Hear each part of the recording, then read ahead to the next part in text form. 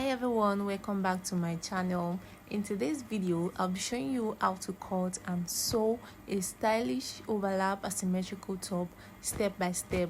This tutorial is beginners friendly, so let's get started. So here are the materials you need to make this blouse. First of all, you need your fabric, an African print fabric, or you can even use a plain fabric.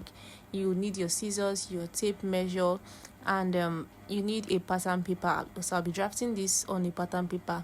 You also need a press button. So let's start drafting. Please note that for this type of blouse you need to draft out the back pattern first, and to do that I will start by taking my vertical measurement. So from the top of my paper I'm coming down to 9.5 inches, which is my bust line. Also placing my tape at the top, I marked 16 inches, which is my half length, and I marked 23 inches, which is my blouse length. Okay, I'm just going to repeat this measurement again just so I can get a straight line to work with. And after that I will connect all the points with my straight ruler, and then I'll go ahead to label each of the lines so that we do not get confused. So coming to the top of my paper, I'll be marking half of my shoulder measurement, which is 7.5 inches, and from that 7.5 inches I will determine the length of my sleeve, because this is a cut together sleeve. So I'll be using 5 inches as my extended sleeve, and on that 5 inches mark I came down by 1.5 inches for my shoulder slope. Now to draw this shoulder slope I need to take my neck width, so I'll be making use of 3 inches for my neck width, so I mark that, and then from that neck width I'm going to be connecting a line to the shoulder slope, just as you can see. Next, I'll come down by 1 inch from the top of my paper. That is going to serve as my neck depth for the back. Then I'm going to use my curved ruler to connect the neck depth back to the neck width, just as I'm demonstrating on the screen. After that, I'll go ahead and mark my sleeve opening. And to do that, you just have to take your tape round your arm and take the measurement you have there. So whatever you have there, divide that into 2 and add extra 2 inches. So for me, I have a measurement of 10 inches. That divided by 2 is 5, and then I added extra 2 inches to that, which is 7 inches. So now from that shoulder slope you're going to place your tape and then mark whatever result you got. For me, I have 7 inches. So from that point I'm going to mark 7 inches, then I will make a line across that point. So once I'm done with that, the next thing I'll go ahead to do now is to start taking my round body measurement. So on my bust point, I'll go ahead and mark quarter of my bust circumference, which is 8.25. okay, and then I'll add extra 1 inch for ease allowance. So on the waistline as well, I will mark quarter of my waist circumference, and I will also add 1 inch for ease.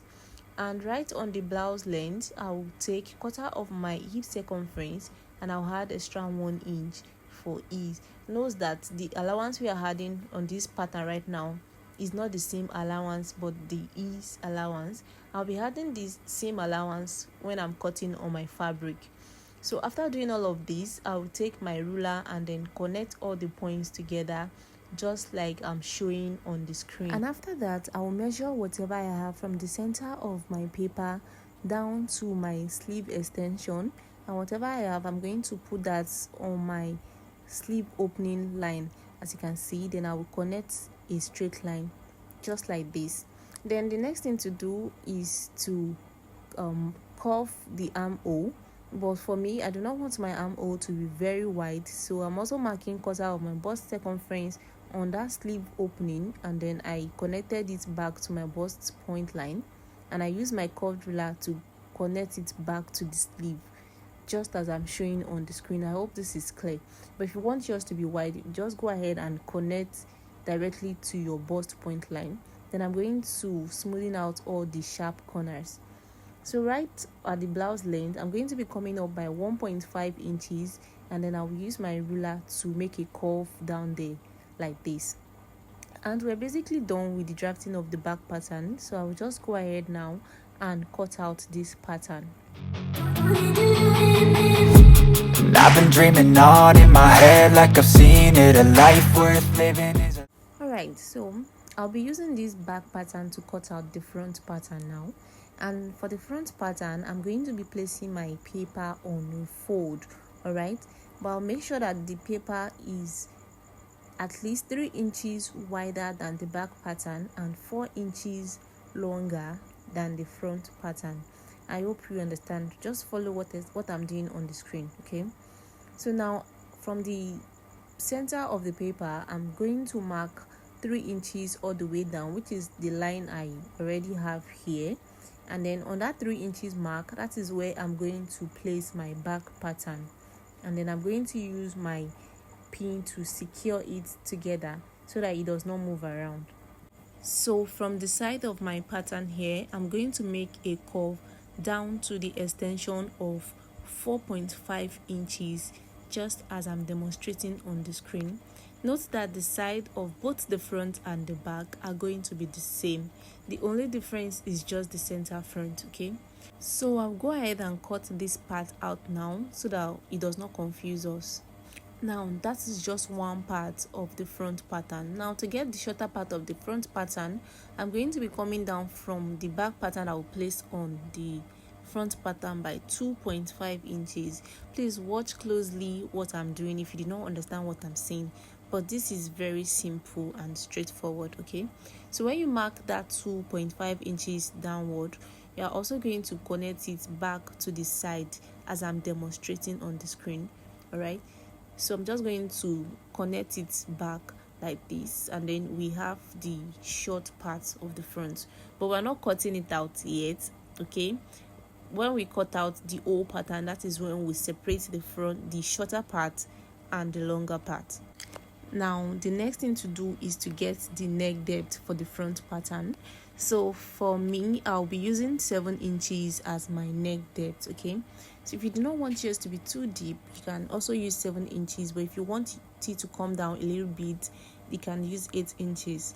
So I'm going to be connecting a V neckline from the neck width, which is 3 inches that I use for the back. I'm going to be connecting it down to that 7 inches, and then I'm going to extend the line to enter into this 3 inches space that we have here. Okay, just watch what I'm doing. After that, I'll go ahead and trace out the size. All right, just watch what I'm doing so that you know exactly what to do. So now I will remove my back pattern, then cut out the front neckline. All right, this is what the two front pieces look like now. I'll go ahead and trim off the other part so that I can have the shorter part for the front. After doing that, I'll take the longer part, and then on that pointed edge at the blouse length, I'm going to come in by 1 inch, and then I'll make a slant line back to the neck depth, and I will cut it out just like I'm showing on the screen. Now this is what the two front pieces look like. We have the shorter one and the longer one. So the shorter one is going to be under, and this is how simple it is to draft this blouse pattern. So what we are left with now is to use this pattern to cut out our fabric. So I'm going to be cutting my fabric, and then I'll also cut lining piece for each of them. All right, so I've cut out my fabric using the pattern, and I added ½ inch of allowance all around it except the side. By the side, I added 1.5 inches. So now I'm going to remove the pattern now, and then we can start joining the fabric. So I'll be joining the fabric separately, and I'll also join the lining separately. But the first thing I'm going to do now is to join the front piece and the back piece together at the shoulder. So I'm going to place them right side facing each other, and then I'm going to stitch only the shoulder with ½ inch. So whatever I'm doing on the actual fabric is what I will also be doing on the lining pieces as well. So go ahead now and stitch the shoulders together, and after that I will show us the next step to do. So I'm done joining. This is what it looks like. The next thing to do is to open it flat, and then I'll place the lining piece on the fabric right side facing each other like this, and then I'm going to stitch every part of this fabric together, from the neckline to the hem to the side to the sleeve. Every part of it I'm going to be stitching using 1/2 inch. But when I get to the front part, the shorter part, because it's going to be inside, I'm going to leave a space of 3 inches. That is where I'm going to be turning out all of this from. Right, I hope you understand what I'm saying. Place them right side facing each other and then stitch everything with 1/2 inch, leaving only 3 inches space on the shorter part of the front piece. Now for the rope that I'm going to use to snatch the waist, I went out to cut out these 2 pieces of fabric that measures 5 inches in width and in about 20 inches long. So I'm going to place them together and use 1/2 inch to sew it and then turn it out. This is what I have after using my lining to turn my fabric out like this. I gave it a very good press and then I place my rope at the waistline like this, making sure it's facing inside. Then I'm going to be sewing the side of this blouse together using the stitching allowance that I gave. Okay, so I'm going to do that now and then show us the next thing to do.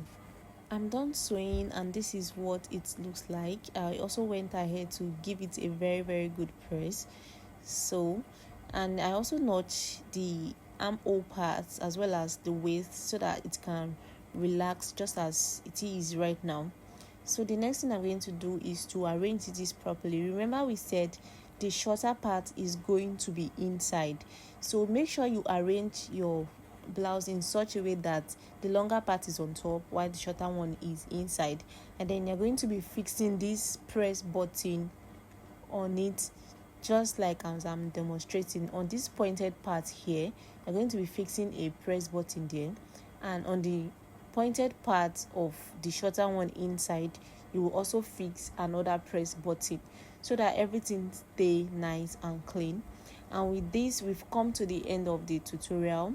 If you find this video helpful, please give it a thumbs up, subscribe to my channel if you have not subscribed already, and do not forget to turn on your post notification bell so that you'll be the first person to be notified whenever I upload a new video.